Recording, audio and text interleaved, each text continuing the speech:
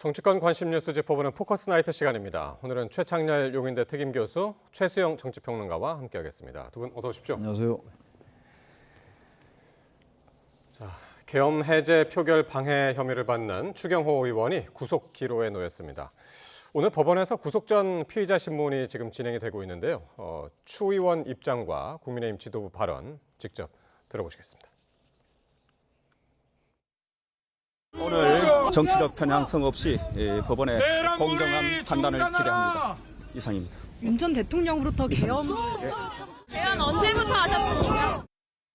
정치특검이 신청한 영장은 삼류 공상소설 그 이상도 그 이하도 아닙니다. 국내의 관심법에 불과한 허위입니다. 추경호 다음은 국민의 힘이 될 것입니다. 그리고 그 다음은 국민이 될 것입니다. 예.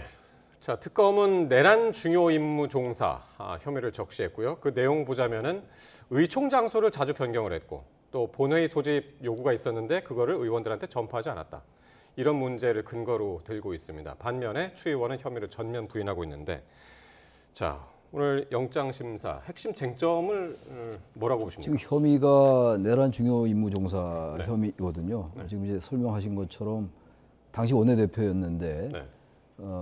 의총 장소를 이제 맨 처음에 국회로 했다가 그랬죠. 당사로 했다가 다시 국회로 했다 또 다시 당사로 네. 세 번을 바꿨어요. 그리고 그때 이제 계엄 직후에 비상계엄 선포 직후에 예.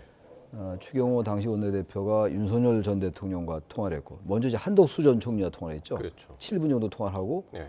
그리고 나서 윤 전 대통령과 2분 통화하고 그리고 또 이제 홍철호 전 정무수석과 통화를 하고 그랬어요. 네네. 근데 지금 추경호 원내대표나 이분들의 주장은 윤석열 전 대통령이 그때 계엄을 늦게 알려줘서 미안하다, 알려주지 못해서 미안하다, 뭐 이렇게 얘기를 했다라고 주장하고 있는 거거든요, 지금. 예. 근데 지금 보세요. 계엄이 지금 비상계엄을 선포하고 이 상황 속에서 이 한덕수 전 총리 통화하고 윤석열 통화했는데, 전 대통령 통화했는데, 예. 2분 동안 그런 얘기할 틈이 있을까요? 알 길은 없어요, 알 길은. 그게 무슨 녹취가 있는 것도 아닌 것 같고, 알 필요 예. 없으나, 미안하다, 계엄을 알려주지 못해 미안하다라고 주장하고 있는 건데, 아무튼 그래서, 이동안에 결국 나중에 18명이 표결에 참여했죠. 계엄 해제 표결에 국민의힘 의원들이. 그때 이제 한동훈 전 대표가 본회의장에 들어가 있었고 그때 대표가 한동훈이었으니까. 근데 아무튼 이 시간에 우왕좌왕하면서 판단은 최종적으로 구속영장 발부 여부는 이게 재판부가 결정이긴 합니다. 우왕좌왕하면서 결국 의원들이 들어가지 못했어요. 저희가 네. 그래서 지금 이제 준비한 그 그래픽이 있는데 그날 당일날 타임라인이 있습니다. 타임라인. 한번 보시죠. 그날 어떤 일들이 있었는지. 당일날 여러분들 잘 아시는 것처럼 이제 10시 25분에 윤석열 전 대통령이 비상계엄을 선포했죠. 그리고 홍철호 정무수석하고 통화를 했습니다. 그리고 11시 거의 다 돼서 추경호 그때 당시 원내대표가 국회로 소집해라. 국민의힘 의원들한테 이야기를 했고 그리고 조금 있다가 한 10분 정도 지나서 2차 공지를 하는데 당사로 모여라. 그러니까 당사는 국회 밖에 있는 거죠. 네. 예, 밖에 있는 거고 한 10분 거리라고 그러는데. 그리고 나서 11시 22분에 윤석열 전 대통령하고 당시 대통령하고 통화를 하고 11분 정도 있다가 바로 뒤에 국회로 오라고 그럽니다. 사실 여기서 이제 그 추경호 원내대표는 그렇게 이야기를 하죠. 윤석열 대통령하고 통화를 했으면은 오히려 밖으로 나가라고 해야 그게 원리가 맞는 거지. 특검의 주장이 맞는 거지. 네. 나는 오히려 국회 안으로 들어오라고 했다. 다음 장 보실까요? 다음 장에는 11시 48분 추경호 원내대표가 국회에 도착합니다. 그리고 원내대표실로 갑니다. 본회의장이 아니라. 그리고 0시가 지나서 0시가 넘어서 국회 사무처에서 이런 공지를 때립니다. 모든 국회의원은 본회의장으로 모여달라 했는데 2분 뒤에 추경호 원내대표가 당사로 다시 의총 장소를 변경합니다. 이건 조금 그 추 의원의 주장하고는 안 맞는 얘기죠. 네. 예. 근데 한번 돌이켜 보십시오. 예. 저는 뭐 추 의원이 당시에 그러니까 지금 제가 추 의원의 머릿속에 들어가 있진 못해서 그 당시 정확하게 제가 그 판단 능력을 알 수 없으나 추 의원은 집권당의 원내 대표 아닙니까? 네. 그러면은 윤 전 대통령과 통화를 하고 나서 외교위 회의장으로 오라고 다시 소집한 거는 표결에 일단 대비하겠다는 의지는 있었던 거 분명해 보이고 그 다음에 다시 이제 본회의장으로 모이라고 한 국회 사무처의 안내 공지에도 불구하고 예결위장으로 간 거는 저는 이렇게 봅니다. 최소한 원내대표이기 때문에 계엄의 의도를 의원들과 공유하고 예. 파악하고 그리고 표결 절차에 들어가는 게 맞겠다 싶은 거죠. 야당이라면은 무조건 여기에 대해서 반대 표결해야 되지만 예. 최소한 여당의 원내대표라면은 의원들과 이 부분을 집권 여당 의원들이 공유한 다음에 그 다음에 의원들이 약간의 중지라도 모아서 들어가는 게 맞다고 보고 다만 또 한동훈 이미 대표는 거기에서 별도로 또 움직이고 있었단 말이죠. 그런 측면에서 놓고 보면 추위원에 대해서 판단 여부에 대해서 본인이 정치적 부재, 정무적 판단에 대한 그 책임을 물을 수 있는 것은 윤리적, 법적 책임이고 그렇다고 이것이 구속 사유가 돼가지고 예. 구속 상태에서 재판을 받아야 될 정도는 사실 아니라고 보거든요. 그러니까 정치적인 오판이었다. 그렇게 그렇죠. 저는 그렇게 볼 해석을 수도 있는 하시는 거죠. 거네요. 그리고 예. 우리 헌법에도 국회의원은 표결권에 대해서 권한을 법적으로 보장받는데 표결에 대한 걸 가지고 사법부가 심판한다? 이 부분도 다툼의 여지가 있기 때문에 저는 그래서 불구속 상태에서 재판받는 게 맞다고 보기 때문에 예. 오늘 이러한 논란에도 불구하고 저는 법원이 영장을 발부할 가능성이 발부하지 않을 가능성이 90%에 이른다. 기각될 가능성이 크다. 예, 아까 이제 제가 말씀이 예. 이제 끊겼는데 네. 전 반대 의견이 발부될 것 같은 느낌이 들어요. 그런 생각이 드는데 예. 그러니까 지금 이제 법리적으로는 이제 윤석열 전 대통령의 지시를 받은 거 이런 내용이 없잖아요 지금. 계엄 해제를 방해해라. 예. 그럼 명백하죠. 근데 그 내용이 좀 없는 것 같아요. 일단. 그러니까 네. 있는지 없는지는 아니, 모르겠으나 모르겠는데 알려지지 없는 것 않았습니다. 같아요. 잘 모르겠어요. 어쨌든. 지금 예. 특검이 정말 그런 영장 청구서에 그런 사실이 적시가 되어 있는지는 모르겠어요. 예. 근데 아무튼 최근에 어젠가 그제 보도 나온 거로 봐서는 이제 추경호 원내대표 의원이 지금 원내대표 예. 아니니까 그 당시에 계엄이 잘 됐으면 좋을 뻔했다. 뭐 이런 취지의 얘기 했다는 그 진술이 나왔어요. 그럼 이게 결정적일 수 있다라는 생각이 들어요. 그게 진술을 믿는다는 말이죠. 그 진술이 나왔던 건 분명해요 지금 그렇게 예. 보도가 되고 있으니까. 그리고 그 녹취가 있느냐 없느냐도 이제 그것도 별개의 관건이고요. 문제, 별개의 문제긴 예. 합니다. 근데 그 이제 진술을 받아들일 수 있는 거죠. 그건. 녹취가 설령 없다 하더라도 그건 이제 법원의 전적인 판단인데, 네. 그럼 보세요. 그리고 이 상황 속에서 이게 계속 왔다 갔다 하면서 지금 이 대통령 통한 다음에 국회로 변경한 건 이건 뭔가 당사를 변경하지 않았으니까 계엄 해제를 방해할 생각이 없었다고 주장하는데 반대잖아요. 아까 말씀하셨잖아요. 예. 국회 도착했다 다시 또 딴 데로 간단 말이에요. 네. 그리고 이게 무슨 정무적 판단이라고 얘기하는데 전 이해가 안 가는 게 비상계엄의 요건 다 알아요. 중학생 이상은 다 알 겁니다 아마. 네. 일반사에서도 배우고 정치경제 시간에 배우니까. 더구나 국회의원들 아니에요. 예. 그건 여야의 문제가 아니에요. 보수 진보의 문제는 더욱더 아니고. 근데 대통령이 지금 아무리 그들의 주장, 국민의힘 주장처럼 의회 폭거다, 뭐 최근에 장동 대표도 의회 폭거 이런 얘기를 했던데 대구 발언에서 말이죠. 설령 그게 좀 맞다 하더라도 예. 의원들 무조건 막을 생각을 하는 게 국민의 대표예요. 어떻게 그 위헌적인 거 분명히 알 텐데 설령 무슨 뭐 줄타내가 했느니 안 했느니 이런 예. 논란이 있습니다. 그렇다고 해도 국민의힘 의원들이 적어도 원내대표라면 빨리 갑시다 이렇게 해야 되죠. 그럼 몇 번, 세 번이나 바뀐다고요? 이건 네. 제가 그래서 왜 발부 가능성이 있다고 좀 보냐면 증거인멸의 가능성이 있다고 판단할 수도 있지 않을까 법원이. 도주하면 아무리 봐도 없다고 봐요. 근데 범죄 중대성 분명히 있는 것이고 예.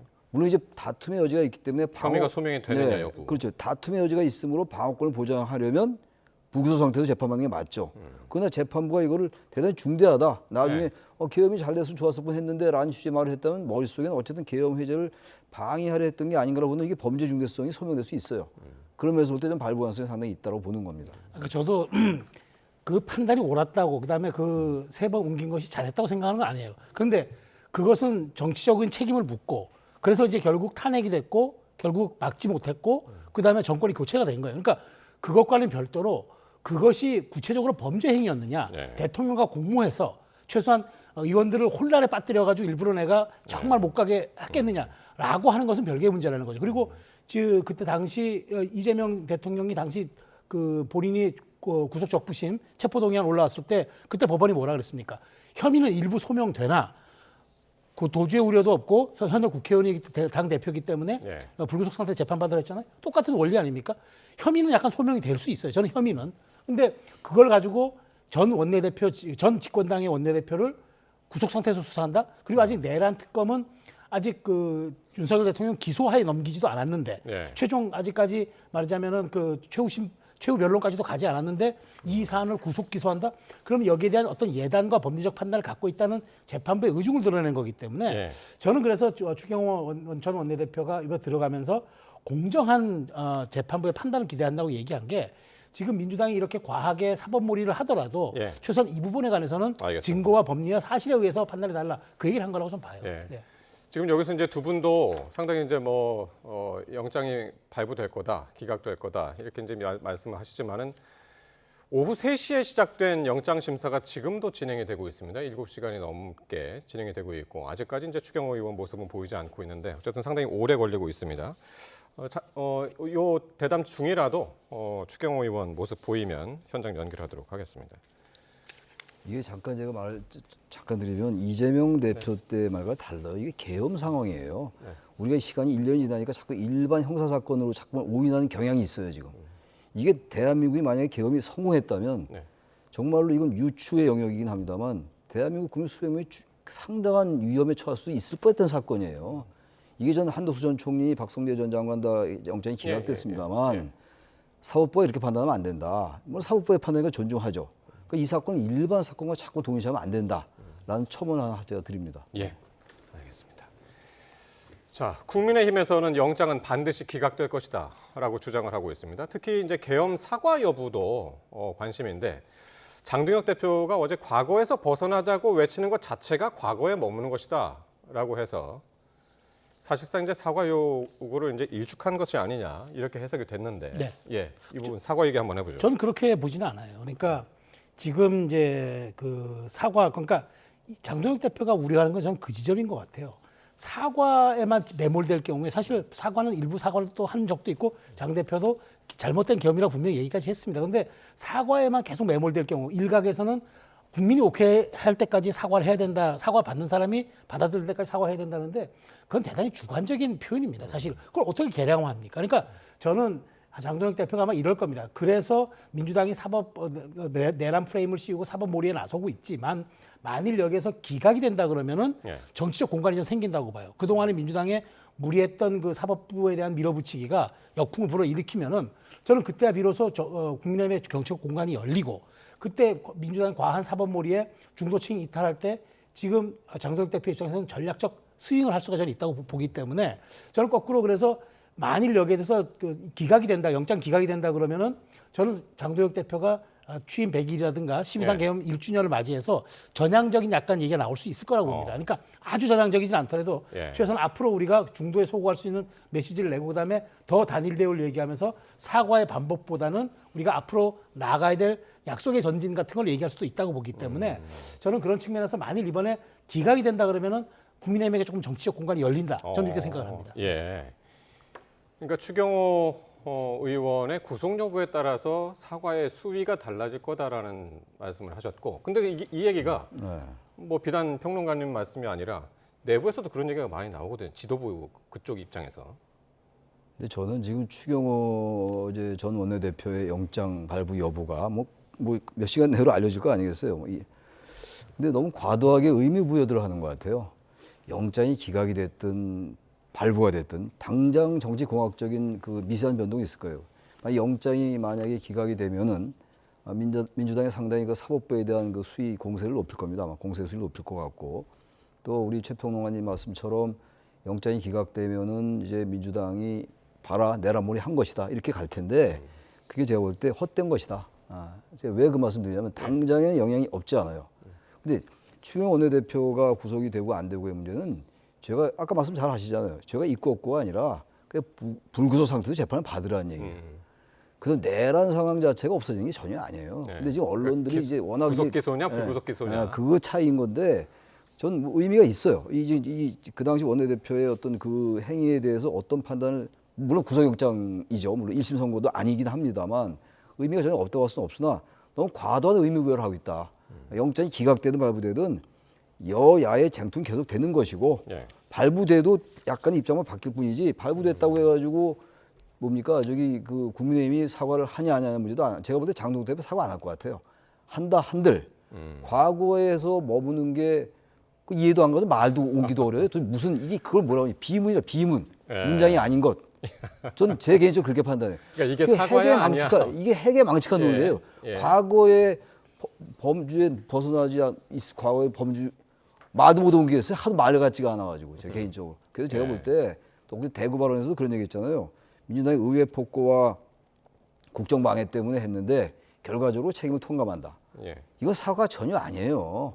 수위가 조금 아니 수위 조절할 때입니까 지금 사과를 하는데 그렇게 해서는 안 된다. 뭐 당위적이고 옳은 걸 떠나서 이게 전략적으로도 제가 국민의힘 전략적인 거 걱정하는 입장은 전혀 아닙니다만 전략적으로도 장동혁 대표의 정책 입지로 보나 국민의힘이 앞으로 선거로 보나 물론 총선거가 아니니까 자신들 국회의원들의 그 이해관계가 좀 멀어져서 그런지 모르겠으나 그렇게 해서는 안 된다. 그럼 제가 볼 땐 별로 사과 나올 것 같지 않아요 내일. 계엄 1년 맞이해서 과연 국민의힘 지도부가 사과를 할 것이냐 말 것이냐 이 얘기를 언제부터 하는지 모르겠습니다. 바로 이제 코앞이 이제 1년인데 말이죠. 어쨌든 지도부가 하지 않으면 초재선 의원들이 하겠다라고 했습니다. 김재석 의원의 말은 20여 명, 20명은 좋게 넘을 것이다라고 했는데 요 얘기가 저희가 앞서서 전해드렸습니다. 지금 준비를 하고 있다. 사과도 하고 윤석열 전 대통령하고 단절을 담은 입장문을 준비하고 있다. 지금 파악이 됐는데 20명은 넘을까요? 어떻게 보십니까? 뭐 20, 30명, 그러니까 최대 20명이라는 얘기도 있고 좀 더 넘을 수도 있다고 보는데 뭐 특히 수도권을 중심으로 한 그 초재선 의원들 당연히 얘기를 하죠. 저는 정당이 그 지도부가 그 사과에 대해서 미온적인 태도를 취한다고 정당의 구성원들까지 거기에 일사불란하게 따라갈 필요는 없다고 봐요. 정당의 다양성과 건강성이라는 거는 다원적 목소리를 낼 때 비로소 그 가능한 것 아니겠습니까? 그리고 초재선들은 뭐 장동혁 대표도 재선 그룹이긴 합니다만은 초재선들은 당의 어떤 그 주류 혹은 뭐 다선 의원들과는 다른 일종의 그 뭐 기마병 같은 존재들이기 때문에 그런 기계를 갖고 낼 수도 있다고 좀 봐요. 다만 저는 중요한 거는 이제 방향성의 문제인데 그러면 초재선 그룹에서 이제 20여 명의 수도권 의원들 이런 분들이 사과를 한다. 저는 뭐 그거는 당의 한 부분으로도 인식이 되지만 그게 그렇다고 뭐 국민의힘이 다시 과거로 퇴행하거나 뭐 사과를 안 하기 때문에 지도부가 과거로 퇴행하거나 이런 거보다는 저는 오히려 그것이 다양한 목소리를 내므로써 좀 더 스펙트럼이 넓어지는 그 차원으로 생각해야지 저는 당 지도부도 여기에 대해서 알고 있기 때문에 충분하게 어느 정도는 감안할 거라고 봐요. 그러니까 좀 지켜보시는 게 저는 맞다고 생각합니다. 예.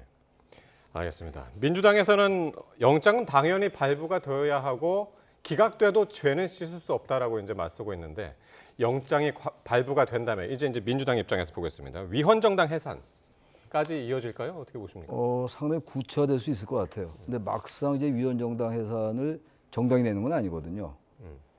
그래서 아마 그 부분은 상당한 이제 정무적 판단을 할 것 같아요. 만약에 추경호 추위원회 영장이 구속영장이 발부가 되고 그건 상당한 정도로 민주당 내에서 위헌정당 맞다 당신네들 이렇게 나올 가능성이 대단히 커요.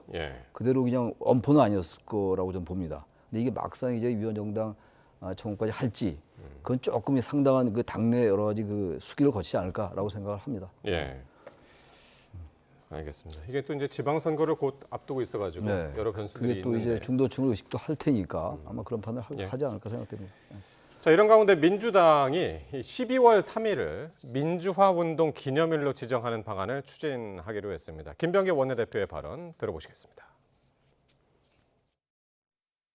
빛의 혁명을 공식 민주화운동으로 인정하고 민주화운동 기념일로 지정하는 법률 개정에 착수하겠습니다. 기록은 기억을 만들고 기억은 민주주의를 지켜냅니다. 민주당이 앞장서겠습니다. 국민이 지켜낸 민주주의를 국가의 이름으로 또렷이 새기겠습니다. 자, 12월 3일을 민주화운동 기념일로 한다. 민주화운동 기념일이 있죠, 저희가. 5.18. 5.18 민주화운동이 있죠. 광주가 지금 생각이 나기도 하고요. 5.18 특별법에 의해서 이렇게 돼 있는 건데 근데 이건 뭐 상당한 이제 시민사회나 정치권도 언론 등 여러 이제 논의를 거쳐야 될 문제라고 봐요. 뭐 당연히 야당은 반대할 거 아니겠어요? 근데 제가 생각할 때 그 지난해 12월 3일 날 개헌 말이죠. 우리가 워낙 이제 아까 제가 잠깐 말씀드렸습니다만 제법 시간이 되고 워낙 1년 내내 그 얘기를 했기 때문에 별거 아닌 것처럼 느낄 수 있는데 그날 그 화면 정확하게 기억하는 거 아닙니까? 우리 뭐 거의 모든 국민이 그날 어떤 일이 벌어졌어요 그때. 시민들이 달려갔어요. 총구를 맨몸으로 맞고. 그거 만약에 아까 제가 말씀드린 것처럼 만약에 그 성공했으면 말이죠. 큰일 날 뻔했어요 정말로. 상상이 안 가요 상상이. 그 지금 뭐 그 노상원 전 정보사령관 수첩에 그게 나와 있다면 사살이라는 말도 있고 뭐 국회 봉쇄라는 말도 있고 별 얘기 다 나오는 거 아닙니까 지금? 그게 어느 정도까지 정말 실행을 옮기려 했는지 그건 알 수 없겠습니다만 만약에 개헌이 성공했다면 상상하지 못할 대한민국의 정치의 후퇴 정도가 아니라 대한민국의 역사가 멈추는 거였어요. 45년 전으로 단순히 퇴행하는 게 아니에요. 어제 국민들이 막아낸 거예요. 그래도 저는 이 민주화 운동으로 인정하는 의미 있다고 봐요. 이거 만약에 아니었으면요, 국민들이 원망했으면 그들 계엄 적어도 몇 달 진행됐단 말이죠. 네. 거기 무슨 뭐 저기 한동훈 우원식 다 잡아넣으라 뭐 이랬다는 거 아닙니까 지금? 여러 명의 정치인 이재명도 잡아놓고 그게 끔찍한 일이에요. 단순히 정치인들에만 그치지 않고 상당한 사람의 인명의 피해도 올 수 있었다고 저는 생각해요. 그렇기 때문에 이거는 충분히 가치 있는 논의다라고 생각합니다. 최 교수님 말씀하신 것처럼 저희가 이제 그날 당일 국회 앞 모습을 또 국회 안 모습을 봤죠. 네. 봤고 시민들이 이제 총을 든 군인들, 경찰들 앞에 이제 서가지고 국회를 막지 않았습니까? 들어가지 못하게. 예. 어떻게 저는 보십니까? 이 부분에 대해서 이제 의미 있는 날로 지정하고 기념하겠다는 건 저도 동의합니다. 왜냐하면 우리 현대사의 계엄이라는 게 박물관에 있던 단어가 나왔던 날이고 또 어쨌든 3시간밖에 안 걸렸지만 국민들이 막아낸 것도 사실이고 국회가 어쨌든 표결에 성공함으로써 계엄을 해제했던 것도 맞는 얘기죠. 그런데 이게 국가기념일로 지정하는 일을 과연 여당 단독이 할 일이냐. 최소한 이거는 소수 야당들 그다음에 더더군다나 제1야당과는 당연히 합의가 되는 국가기념일 지정이라는 문제고 우리가 5.18 정신을 헌법 전문에 수록하겠다는 게 지금 얼마나 논의가 돼도 여야 합의가 돼도 아직 개정을 못했어요. 왜냐하면 그건 헌법 개정사항이니까 개헌사항이니까. 근데 이렇게 이게 우리가 이런 민주화운동 기념일을 지정하는 걸 법으로 규정해서 법정기념일로 만들겠다는 거는 최소한 이거는 국회 정치권이 3분의 2 이상이 다 좀 찬성한 다음에 그 다음에 저는 추진하는 게 맞다고 봐요. 그러니까 민주당이 12월 3일을 맞아서 즉흥적으로 이렇게 자 우리가 이거 하겠습니다라고 얘기하는 건 선거 6개월 남은 상태, 그다음에 내란 특검을 비롯한 3대 특검이 광풍처럼 몰아치고 있는 이 상태에서 더 법률로서 여기에 더 지원하겠다는 그런 얘기밖에 안 들려서 추진할 수 있고 검토할 수 있지만 더 신중하게 해야 하고 그다음에 광의의 의견을 수렴하고 가장 중요한 건 여야 합의로 해줘야 한다. 저는 그 말씀 꼭 드리고 싶습니다. 그러니까 지금 이게 단순히 그냥 김병기 원내대표의 입에서 그냥 뚝 떨어진 게 아니라 이게 대통령실이 지금 관련법 개정을 통해서 추진하는 것으로 알려졌습니다. 이걸 대통령실에서 추진하고 있고 이걸 오늘 여당 원내대표가 이거를 이제 공식화한 것이다. 이런 이야기가 나오고 있어서 이제 앞으로 이제 이렇게 되면은 뭐 가능성이 더 커지는 것 같아요. 가능성이 할 필요가 있다고 봐요. 그리고 이제 이게 오늘 처음 나온 얘기는 처음인데 네. 아마 국민들이 긍정 여론이 높을 것 같아요. 이거 반대할 이유가 전혀 없어요. 이걸 왜 반대합니까? 야당이 그냥 합의하면 돼요. 여야가. 이것까지 반대할 이유가 뭡니까 도대체? 이걸 뭐 합의한다고 지방선거에 민주당이 유리하고 또 이른바 내란 프레임을 갖고 가기 위해서 이걸 지정한다. 그러니까 국민이 자꾸 그런 시각으로 보니까 사과가 안 나오는 거예요. 제가 볼 때 이거는 충분히 논의할 가치도 있고 야당이 합의 못할 이유가 전혀 없다라고 생각을 합니다. 네, 알겠습니다. 자, 이렇게 비상계엄 사태 1년을 앞두고 오늘 이재명 대통령이요 내란 청산 의지를 강하게 밝혔습니다. 국무회의에서 있었던 발언 들어보시겠습니다. 빛의 혁명으로 탄생한 우리 국민 주권 정부는 곳곳에 숨겨진 내란의 어둠을 온전히 밝혀내서 진정으로 정의로운 국민 통합의 문을 활짝 열어야 합니다. 군사 쿠데타 이렇게 해가지고 이렇게 나라를 뒤집어 놓는다든지 국가 권력으로 개인의 인권을 침해하거나 하는 것들에 대해서는 하여튼 나치 전범 처리하듯이 영원히 살아있는 한 형사처벌하고. 이재명 대통령 하루 전에는 숨겨진 내란 행위를 방치하면 반드시 재발한다라고 언급을 했고요. 그 다음 날 오늘 군사 쿠데타는 나치 전범 처리하듯이 처벌해야 한다. 상당히 이제 강한 표현을 썼는데 어떻게 보셨습니까? 저는 좀 대통령의 그 입에서 나온 발언으로는 좀 과하다고 봐요. 왜냐하면 대통령은 이중적 지위를 갖습니다. 첫 번째 지위는 이제 특정 정당이 후보를 공천함으로써 후보로 출마합니다. 그러니까 당선되는 순간 국민 전체의 지도자라는 이제 위치에 섭니다. 그래서 이중적 지위를 갖는 겁니다. 정파의 수장이긴 하지만 국가 통합의 지도자로 자리매김하는 자리가 대통령입니다. 그렇다면 최소한 이 발언은 신중해야 한다. 왜냐하면 말이죠. 우리는 문명사회고 상권 분립이 보장돼 우리는 법의 지배를 받는 나라입니다. 그런데 지금 이재명 대통령의 발언은 법에 의한 지배를 얘기하는 겁니다. 법의 지배와 법에 의한 지배는 완전히 다른 겁니다.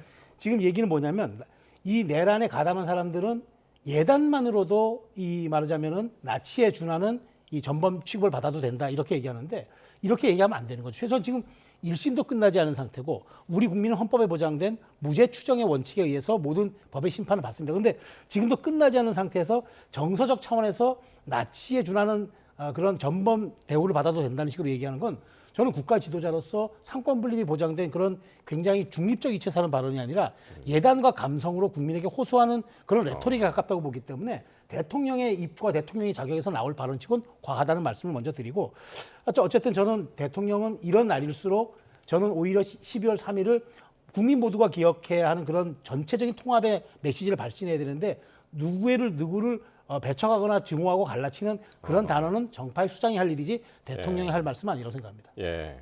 최 교수님 어떻게 들으셨나요? 저는 이거 할 수 있는 말이라고 생각해요. 왜냐하면 이 내란 행위라는 게 지금도 보세요. 지금 국민의힘은 여전히 계엄을 옹호한 듯한 계엄이 잘했다고 얘기한 적은 없어요. 그럼 어쨌든 사과에 여전히 사과를 거부하고 있고 내일 어떤 메시지가 나올지 모르겠습니다만 사과에 대해서 인색하고 탄핵에 대해서 여전히 반대하는 당론을 바꾸지 않고 있어요. 그러니까 내란의 잔존 세력이란 말이 일리가 좀 있다고 봐요. 이게 내란 잔존 세력이라는 게 단순하게 1심에서 재판이 나와서 된다는 게 아니라 할 수 있는 얘기예요. 지금 보세요. 통합이라는 얘기를 하는데 우리가 왜 통합이 안 됐습니까? 일제 청산 안 돼도 통합 안 됐죠. 역사 청산이 안 되면 통합이 될 수가 없어요. 더군다나 민주당이 지금 이재명 대통령 끌어내리자고 얘기하고 있고 탄핵하라고 얘기하는 거 아닙니까?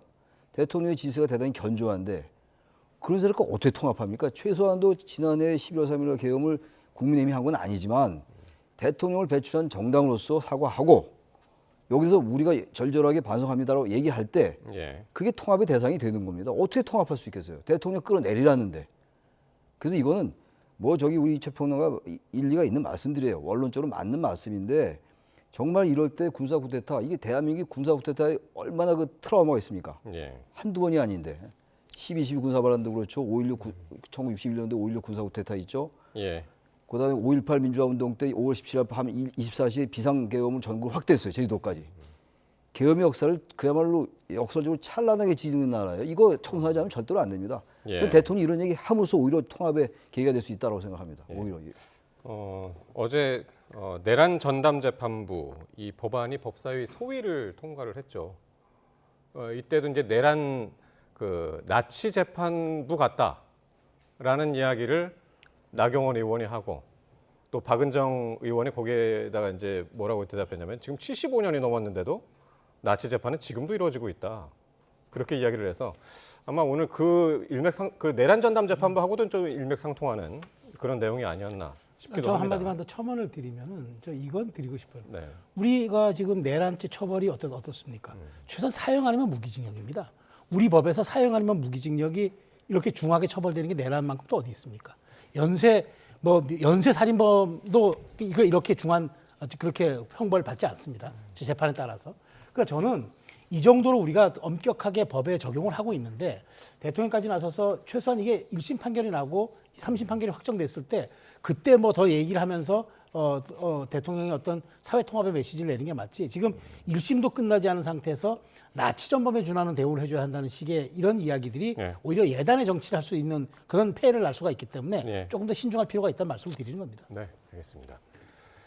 자, 그리고 12월 3일 당일 이재명 대통령이 특별 성명을 발표하고요. 또 외신 기자회견 등을 이제 진행을 할 예정입니다. 내일 하루 이재명 대통령의 바쁜 스케줄이 있는데 일단 특별 성명을 발표한다고 그랬습니다. 원래는 이제 특별 담화라고 그 전에 이제 공지를 했었는데 특별 성명으로 바꿨더라고요.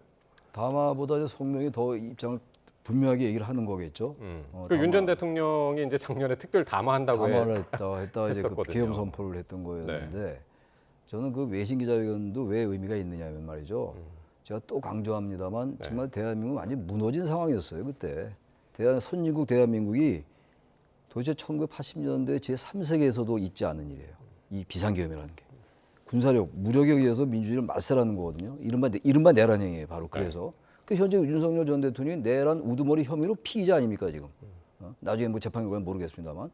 그런 상황 속에서 외국한테 알려야죠. 우리가 에이펙도 우리가 해냈고 대한민국의 이른바 민주주의가 복원되고 다 압니다. 알지만 1년을 기념할 필요가 충분히 있죠. 이러한이 있었다고 회고할 필요도 있고 역사에 기록해야죠. 기록돼 있습니다만 앞으로 두고 얘기해야 돼요. 이거는. 그래야지 이런 일이 재발되지 않는 거예요. 저는 그래서 내 일정을 통해서 그게 담화보다 성명을 발표하면서 분명히 입장을 얘기를 하고 앞으로 그야말로 이 특별재판부도 저는 필요하다고 보는 게 너무 불안해요.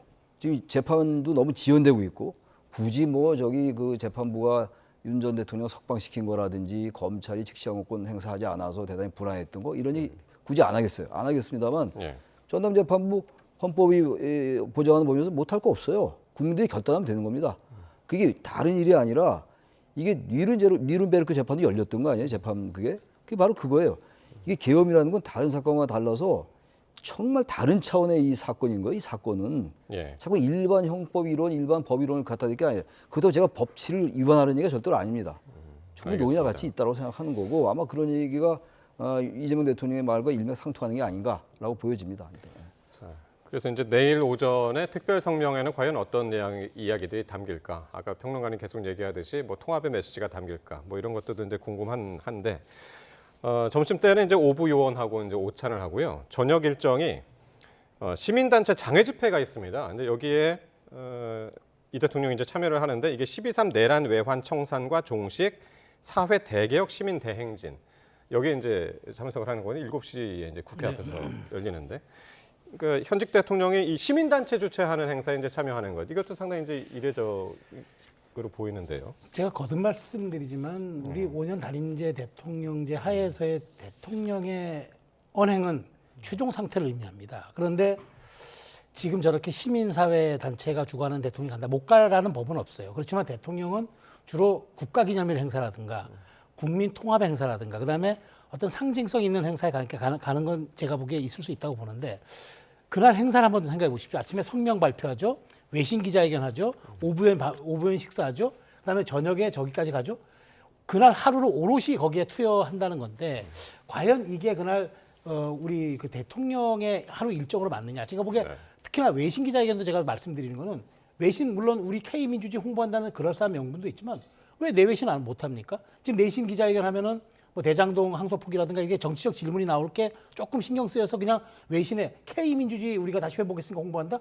그럴싸해 보이지만 그것도 또한 편의적이고 선택적 말하자면은 취사 선택 아닌가요? 저는 그런 측면에서 저렇게 좀 하루의 일정이 너무 과하다. 아침, 점심, 저녁, 밤까지 이렇게 오롯이 저렇게 그러니까 내란 종식 이것만 외치는 게 물론 최 교수님 말대로 의미 부여를 저는 못한다고 생각하지는 않습니다. 그렇지만 과하면 과유불급입니다. 더군다나 대통령의 말은 최종 상태를 의미하는데 과연 이게 하루 종일 거기에 모든 것을 몰입하는 게 옳은 것인가 이 질문 한번 하게 됩니다. 알겠습니다. 하루 정도 못할 게 뭐 있어요. 그 엄청난 일이 벌어졌던 일인데 그래서 저는 그 보수 쪽에 계신 분들도 지난번 그 탄핵 재판할 때도 얼마나 기각 얘기를 많이 했어요. 다 잘못된 거 아닙니까?